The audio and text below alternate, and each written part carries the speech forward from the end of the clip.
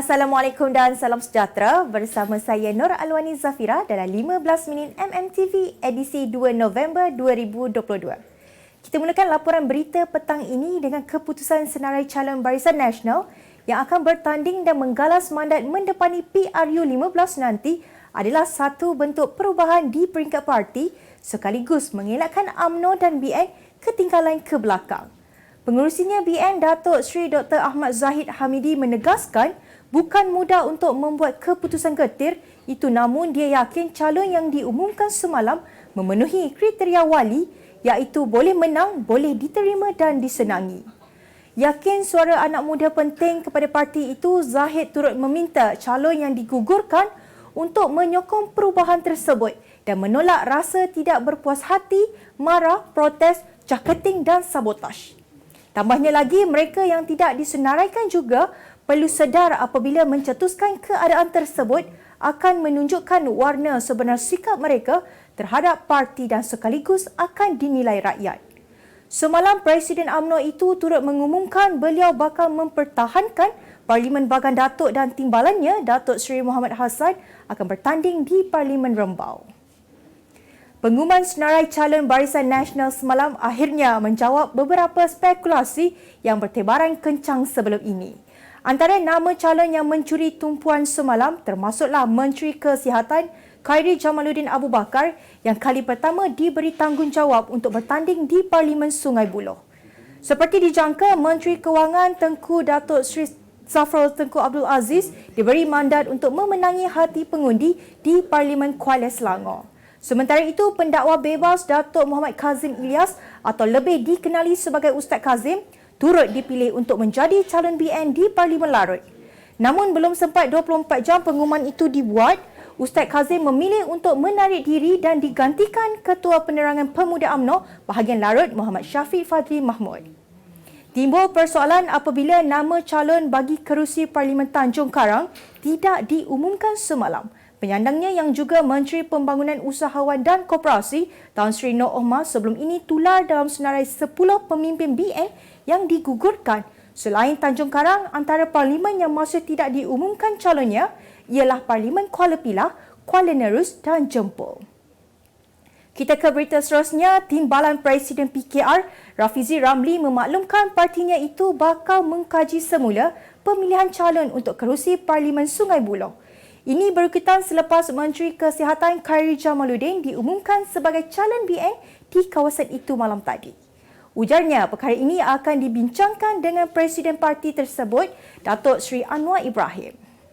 Bagaimanapun, Rafizi menyatakan langkah untuk PKR mengkaji semula kesesuaian calon bagi kerusi tersebut adalah berdasarkan maklum balas daripada pengundi Sungai Buloh. PKR meletakkan R. Sivarasa sebagai calon Pakatan Harapan PH di Sungai Buloh pada 2018 dan mencapai kemenangan selesa apabila memperolehi 43,631 undi. Khairy Jamaluddin yang dipindahkan ke Sungai Buloh oleh BN pernah memenangi kerusi Rembau selama 3 penggal. Kita ke berita seterusnya. Bekas Naib Presiden PKR Tian Chua mengakui dirinya pernah dilamar untuk bertanding menggunakan tiket parti lain dalam PRU 15 nanti. Bagaimanapun, beliau dengan tegas menolak tawaran berkenaan kerana kebanyakan ahli politik hari ini mengamalkan konsep bertukar-tukar parti sekaligus mengecewakan kepercayaan rakyat. Tambahnya, dalam masa yang singkat, dirinya juga sukar untuk membuat penilaian terhadap parti tersebut sama ada mampu memberi impak positif atau sebaliknya. Tian Chua pernah menjadi wakil rakyat bagi Parlimen Batu selama 2 penggal sejak PRU 12, bagaimanapun namanya tidak disenaraikan sebagai calon dalam PRU 14 dan PRU 15. Beliau berkata demikian dalam satu wawancara khas sembang PRU 15 terbitan MMTV hari ini. Namun apabila nama tidak dicalonkan sebagai calon di Parlimen Batu, adakah saudara Tian mendapat tawaran dari lain-lain parti untuk bertanding menggunakan tiket mereka? Memang ada. Saya tidak setuju. Tidak setuju. Saya tidak akan menggunakan mana-mana platform.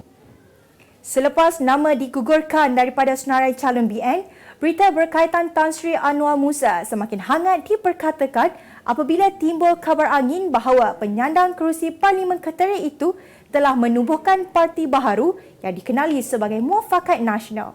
Media sosial hari ini turut dihujani dengan beberapa tangkap layar maklumat parti baharu itu termasuk sijil pendaftaran parti yang ditandatangi oleh Pendaftar Pertubuhan Malaysia pada 19 September 2019.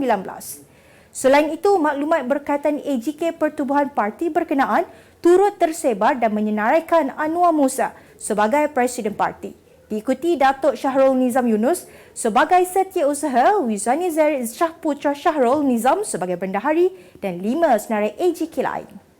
Bagaimanapun, kabar angin penubuhan parti baharu itu belum diketahui kesahihannya.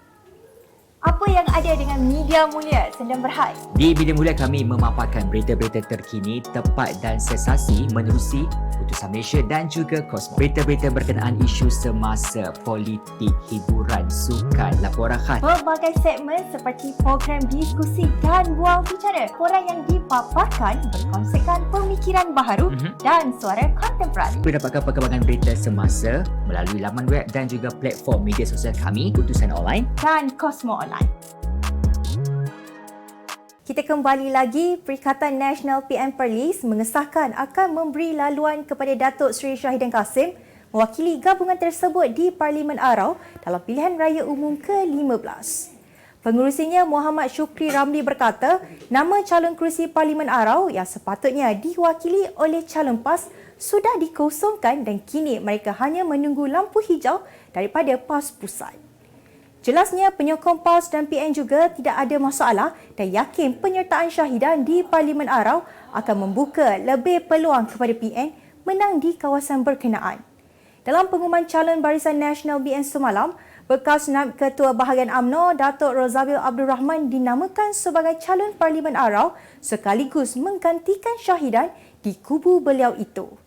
Sebagai rekod, Syahidan yang sudah lebih 30 tahun dalam politik menguasai Parlimen Arau pada pilihan raya umum 1986, 1990, 2013 dan 2018. Selain itu, beliau juga pernah menjawat jawatan sebagai Menteri Besar dari 1995 hingga 2008. Berita seterusnya, Gerakan Tanah Air GTA hari ini mengumumkan bertanding sebanyak 121 kerusi parlimen pada PRU 15. Ketua Setiausaha GTA Datuk Marzuki Yahya berkata, walaupun ada 121 calon tetapi ada beberapa kawasan sedang dipertimbangkan untuk diketengahkan calon-calon yang berkelayakan pada 5 November ini. Dalam perkembangan sama, Parti Bumi Putra Perkasa Malaysia Putra mengumumkan akan bertanding 34 kerusi parlimen dan 15 Dewan Undangan Negeri di bawah tiket GTA. Presidennya Dato' Ibrahim Ali berkata, daripada jumlah itu 9 parlimen di Kelantan manakala 11 DUN di Perak dan 4 DUN di Pahang. Bagaimanapun, 9 kerusi di Kelantan akan menggunakan lambang putra sebagai strategi pilihan raya untuk memastikan kemenangan GTA. Berita seterusnya, seorang pegawai Jabatan Imigresen Malaysia JIM ditahan selepas didapati cuba menyeludup masuk warga asing menerusi serbuan di lapangan terbang antarabangsa Kuala Lumpur 2 KLIA 2 semalam. Dalam serbuan pukul 7.45 malam itu, pegawai berusia 31 tahun ditahan bersama 6 lelaki warga negara India hasil operasi bahagian perisikan dan operasi khas Ibu Pejabat Imigresen Putrajaya dengan kerjasama pegawai-pegawai imigresen KLIA 2. Ketua Pengarah Imigresen Datuk Seri Khairul Dizaimi Daud berkata, siasatan awal mendapati pegawai imigresen yang bersubahat menurunkan cop ke atas pasport tanpa merekodkan perjalanan warga asing tersebut ke dalam sistem imigresen Malaysia MyIMMS. Khairul berkata semua warga asing berkenaan ditahan dan disiasat di bawah Akta Imigresen 1953/63 dan Akta Pasport 1966 kerana cuba memasuki Malaysia secara tidak sah. Pegawai imigresen itu disiasat di bawah Seksyen 26A Akta Anti Perpandangan Orang dan Penyeludupan Migran 2007 setelah perintah reman diperoleh. Berita seterusnya, harga gandum dunia meningkat hampir 6% beberapa hari selepas Rusia menggantung penyertaan dalam perjanjian untuk membenarkan ekspor biji rin Ukraine. Berdasarkan data Bursa Chicago Board of Trade (CBOT), kontrak harapan gandum diniagakan pada harga RM41.50 satu bushel kemarin, meningkat sebanyak 5.8%. Ia sebelum itu mencecah paras tertinggi RM42.26 satu bushel sebelum susut. Berkaitan tindakan keganasan oleh Kiev dengan kerjasama Britain terhadap armada Laut Hitam Rusia dan kapal awam yang terlibat dalam koridor keselamatan biji rin Rusia mengambil keputusan membatalkan penyertaannya dalam pelaksanaan perjanjian ekspor produk pertanian dari pelabuhan Ukraine. Kesan segera pergantungan itu ialah berjuta-juta tan gandum Ukraine menuju ke Afrika dan Asia Barat telah terkandas.